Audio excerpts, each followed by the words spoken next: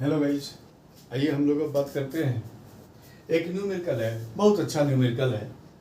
इसमें बता रहा है कि a bob of simple pendulum having mass m when oscillates between two uncharged plate of parallel plate capacitor, its time period is t.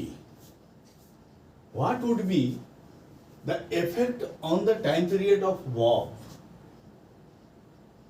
if it is given positive charge and capacitor is charged as below? Questions में आपको एक capacitor है ऐसे, और ये capacitor जो है ये अनचार्ज है। ये कैपेसिटर अनचार्ज है और इसके बीच में एक सिस्टम अरेंज करके, और एक इमेजिन करो आप, एक बॉब है, इसका मास m है, ये लटका हुआ है।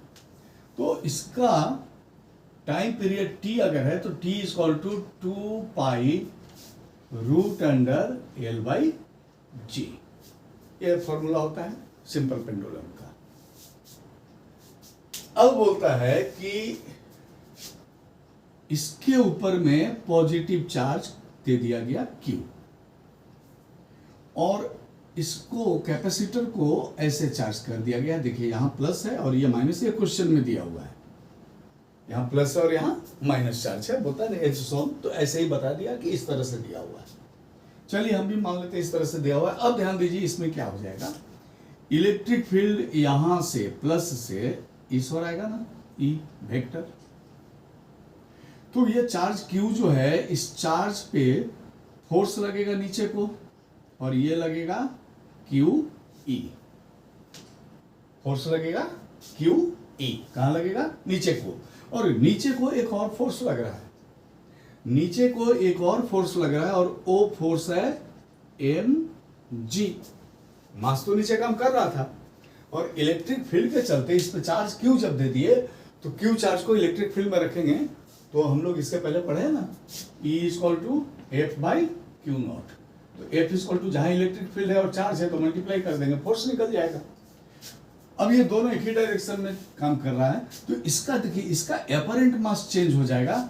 इसका मतलब है कि अगर एपरेंट मास हो गया mg डैश, तो ये इक्वल टू हो जाएगा mg plus QE, mg plus QE। और अगर हम लोग इसमें से g डैश निकाल दें तो ये हो जाएगा mg plus QE by m, और अगर हम लोग m को बाहर निकाल दें तो ये हो जाएगा g plus QE by m by m, ये कट जाएगा, और g डैश इक्वल टू आ जाएगा g plus QE by m। अब यहां पर देखिए g का वैल्यू बढ़ जाता है, यानी कि अगर नया टाइम पीरियड इस कंडीशन में t डैश हो तो ये हो जाएगा 2 pi under root L by g dash, और इसको लिख सकते हैं हम लोग 2 pi under root L by g plus QE by m।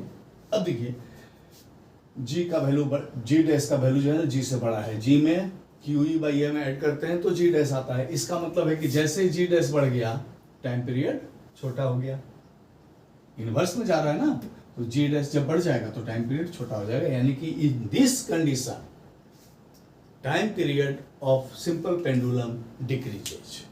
Thank you.